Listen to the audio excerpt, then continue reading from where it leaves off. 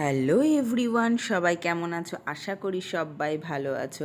আমি তন্তু, আর তন্তুস ব্লগে তোমাদের সবাইকে স্বাগত। দেখতেই পাচ্ছ এখানে আমার ওয়াশিং মেশিনটা বের করা আছে।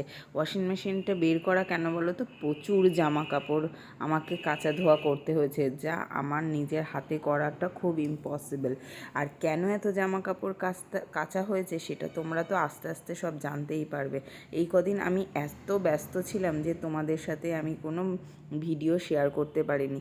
আসলে শেয়ার করব কি, একটা বাড়িতে না একটা দুঃখজনক ঘটনা ঘটে গেছে, তো যার জন্য আমি তোমাদের সাথে কোনো ব্লগ শেয়ার করতে পারিনি। ভীষণই মনটা খারাপ ছিল, তো সেইটাই হচ্ছে মেন কারণ। আর আরেকটা কারণও আছে, আমি যে ডিভাইসগুলোর মাধ্যমে ভিডিও করি সেগুলোতে একটু প্রবলেম হচ্ছিল। এটা তো একটা ইস্যু রয়েছে, আর মন খারাপটা হচ্ছে বেশি কারণ। আর দেখো প্রচুর জামা কাপড় কাচার পরে বেরিয়ে পড়েছি।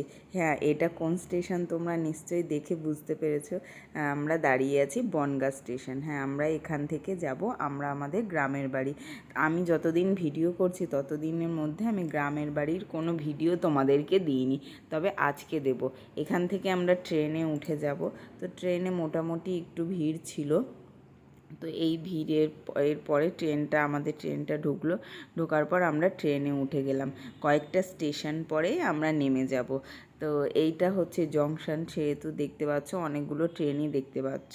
কিন্তু আমরা যে স্টেশনে নামবো, যে স্টেশনে নেমে আমার শ্বশুরবাড়িতে, মানে আমাদের শ্বশুরবাড়ি গ্রামের বাড়িতে যেতে হয়, তো সেইটা হচ্ছে বেশি দূর না, মানে সিঙ্গেল প্ল্যাটফর্ম।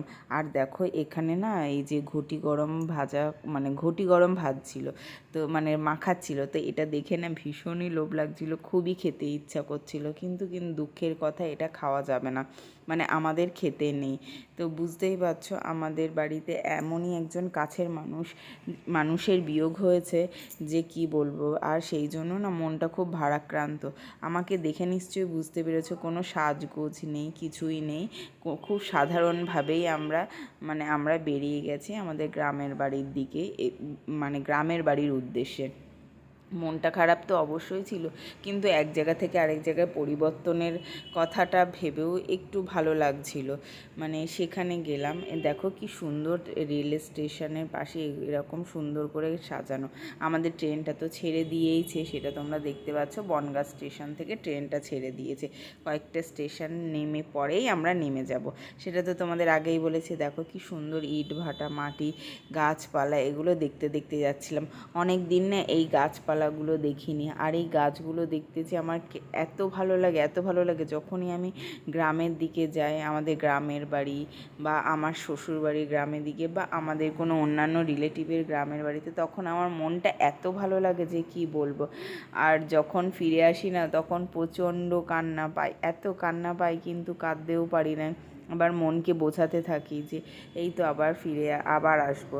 এই দেখো আমরা স্টেশন থেকে নেমে পড়েছি। স্টেশনটা ছোটোখাটো তো, আর একটা সিঙ্গেল লাইন দেখতেই পাচ্ছ।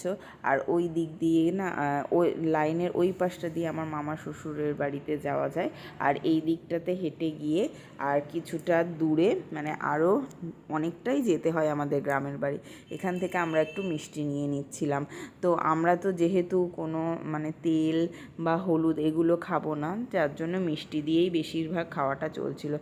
ওখান থেকে নেমে আমরা আবার একটা টোটোতে চেপে নিয়েছি। টোটোতে চেপে নেওয়ার পর পুরো মানে চারিদিকটা এত সুন্দর গ্রাম, মানে কি বলবো। আর এইগুলো না ধোঁয়া দিচ্ছিল। আর আমাদের বাড়ির সামনেই আমাদের রাস্তার ওপরেই বাড়ি। রাস্তার ওপরে মানে একটা প্লট পড়ে। আর আমাদের রাস্তাটা তো তোমরা দেখতেই পাচ্ছ, এটা কিন্তু হাইওয়ে রাস্তা। রাস্তাটা এত সুন্দর যে কি বলবো, মানে এত ভালো লাগে। দেখো আফটার অল আমরা আমাদের গ্রামের বাড়িতে চলেই এসেছি।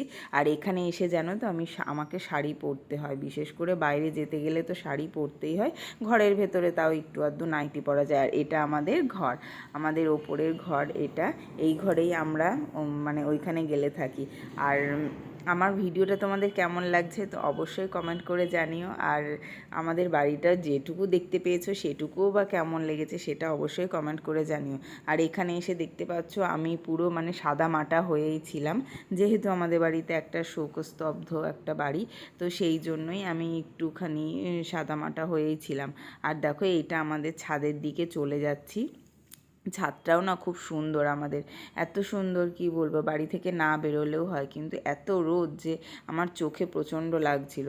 এইটা আমাদের ছাদ, আর ছাদের মধ্যেও অনেক টব আছে। তো আমার ভিডিওটা কেমন লাগছে অবশ্যই কমেন্ট